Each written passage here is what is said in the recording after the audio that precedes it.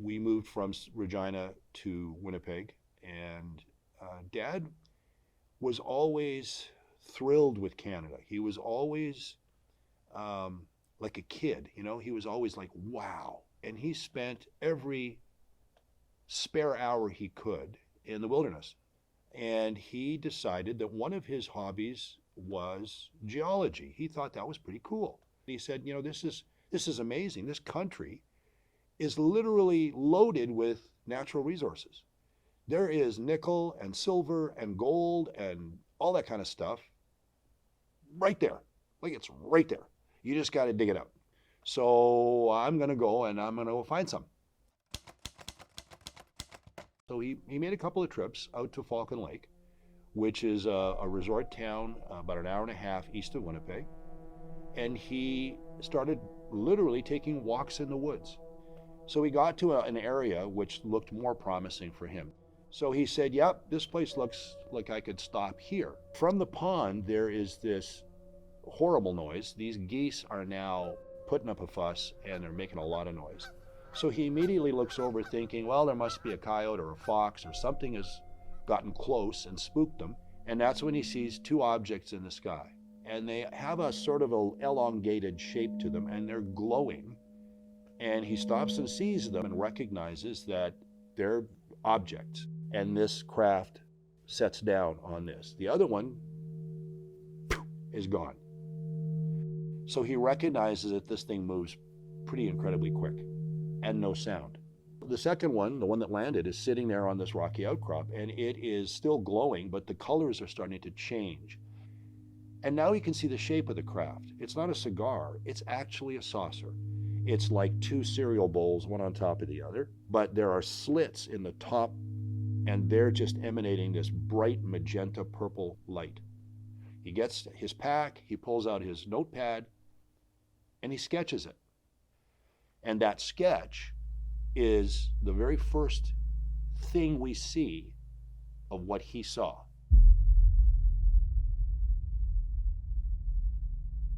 This thing's been on the ground for quite a while. We're talking 20 to 40 minutes, somewhere in there.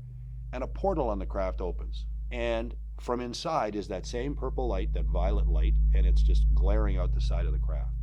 So he sees this through his welder's glass. So now he figures, okay, well now I get a feeling that this might be a test craft, this might be American. And he gets up and he walks towards the craft and he starts calling out in English, you know, Yankee boys, and he starts, then when he gets no response, he goes through all the languages he knows, and he knows a few, and he's not getting anything. There's no response, and he's getting closer and closer and closer. So he's close enough to reach out and touch the craft. And when he does, the tips of the 3 fingers on the glove melt, just like that. So no touchy, it's still hot. And he goes to where the portal has opened, and he takes a peek. And he thought he heard what may have been the sound of voices. So he took his head back out again, and as soon as he sort of stepped back a little, that portal closed. Once the portal closed, the craft actually started to move. And there is a grill, it's a series of holes, and as the craft is rotating and starting to lift, those holes come around until they're almost in front of him. So he gets blasted with this right in his chest, and it's strong enough that it pushes him back. By this time, the craft is lifting, and it's now treetop height. And when he looks back, poof, and it's gone. He recognizes that, oh, I've been hurt. This is not good. I don't know how badly I've been hurt, but if I have to wind up out here, I'm going to die out here. And then he starts to get sick. So now he's vomiting, and he's dizzy, and he can't see straight. Now he's really scared. So he heads out, and every few minutes he's got to stop, he's got to throw up or retch or worse, and he finally winds up hearing the highway. He can hear traffic. My brother picked him up at the bus depot in Winnipeg, drove him to the Misericordia Hospital, where they treated him for burns. But what they noticed was the grid pattern burned into his skin. And my dad just said he had an aircraft accident. He figured, we'll leave it at that. And that's when he came home. And my dad described what had happened to him to my mom. And he said, I got to tell somebody about this because this is dangerous. I mean, look, hell, anybody who encounters one of these things, stay the hell away. First thing in his mind is, I got to call the papers. I got to tell them. They'll put it in the paper. Everyone will know. It's all good. My name is Chris Rutkowski. I'm a science writer, and for the past 40 or so years, I've been studying UFOs and the UFO phenomenon, and I investigated the Falcon Lake incident. The media pounced on this right away. As a matter of fact, it was front page news in the Winnipeg Free Press and Tribune. The TV stations came out en masse. In fact, it attracted so much attention from media that there were crowds outside the Michalak's home in River Heights. We were hounded day and night. Reporters literally camped out on our lawn, and it was brutal. So the day that came out, there's no way to keep this from me anymore. And I remember seeing him, and he was pale, he was thin, he had already lost several pounds. I sat down on the bed, and he said, this is what I saw. So I'm scared by that because I don't really know what to do. This is my strong guy, and now he's lying there looking like he's ready to become a corpse. The Royal Canadian Mounted Police and the Royal Canadian Air Force both sent teams of investigators out to the site to try and retrieve any material that was there. In fact, they found his burned shirt, they found his backpack and tape measure and things like that. And they did actually find radioactive material. In fact, the radiation was high enough that the Department of Natural Resources considered closing the entire area, the entire Whiteshell Provincial Park, to the public for fearing of safety. When the investigation started and everybody started piling in, it was that parade that really soured everything. And even though Dad was getting better, it wasn't good. And it didn't feel good. And we sort of felt we had to put up a wall, to keep all the creatures out because it started getting crazy. So that went on for months, if not probably a year or two. And then thankfully, about 2-3 years in, things started to calm. And then over the next year or two, he had fainting spells, he had some allergic reactions, his hands and throat would swell up and so forth. So he said, that's it, this is nuts. So he booked himself into the Mayo Clinic in Rochester, Minnesota.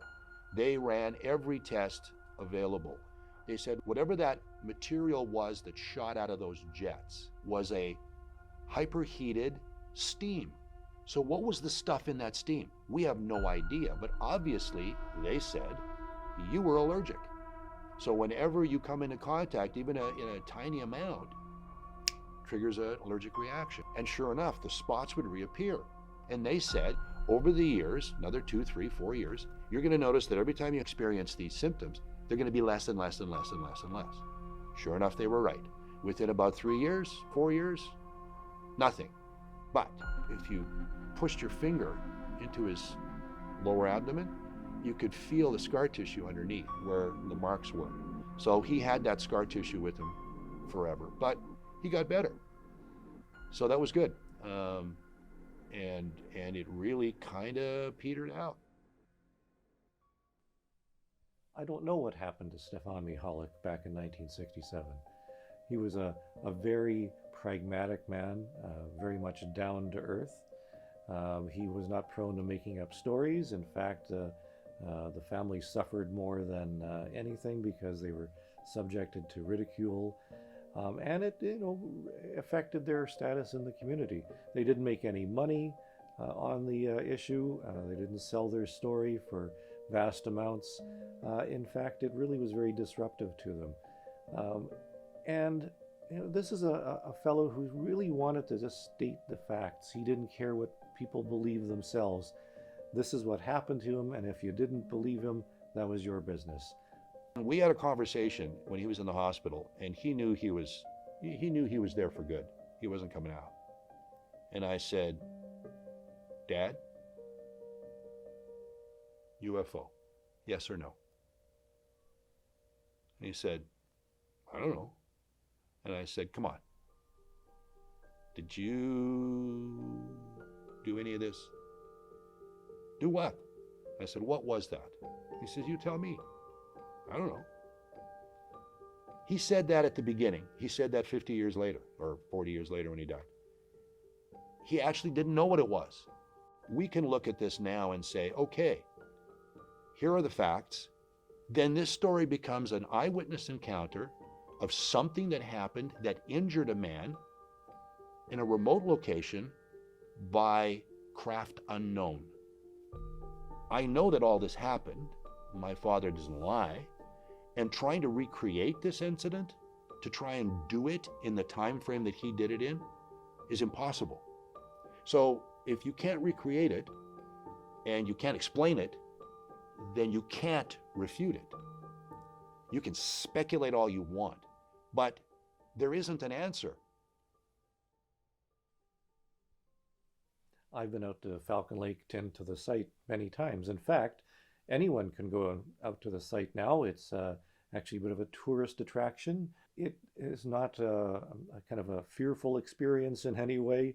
It actually gives you an appreciation for what was seen back then, because it certainly is isolated, and it does look like the perfect spot to let down if you're trying to land without anybody being seen. For some ridiculous reason, maybe I was just overwhelmed by all of that media attention in the years that we had just after the incident. I never really had this burning desire to go there, to the site where it happened.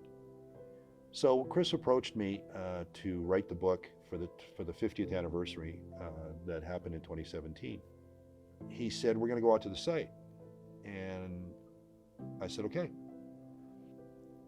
A few days after he had been injured and was home, and the RCMP had interviewed him, they wanted him to show them the site. They wanted him to take them there. So this is what he drew for them. He's sick, he's not feeling well, but he drew it for him anyway and said, look, this is probably going to help you. Away you go.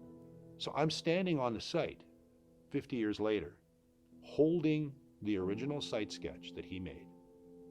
I've got my compass, and it's exactly as he described it. That moment I went, he was here. He was standing right here. Sorry. It's vindication, right? You've spent 50 years listening to this story over and over again. You've watched your father die. You've talked to him intimately about this stuff. And you hear he's lying, he's making it up, he faked it, it was a hoax, it was, and you hear all that. And you ignore the whole argument about UFO, terrestrial, not terrestrial. You ignore all of that. All you're focusing on is your dad. And then you're standing on that very spot. And it's bang on. And you go, you have got to be kidding me. He was standing right here. And it felt good. It felt bad, but it felt really good. I don't think there's anything left to prove for me. There's no need. I got it. I'm good.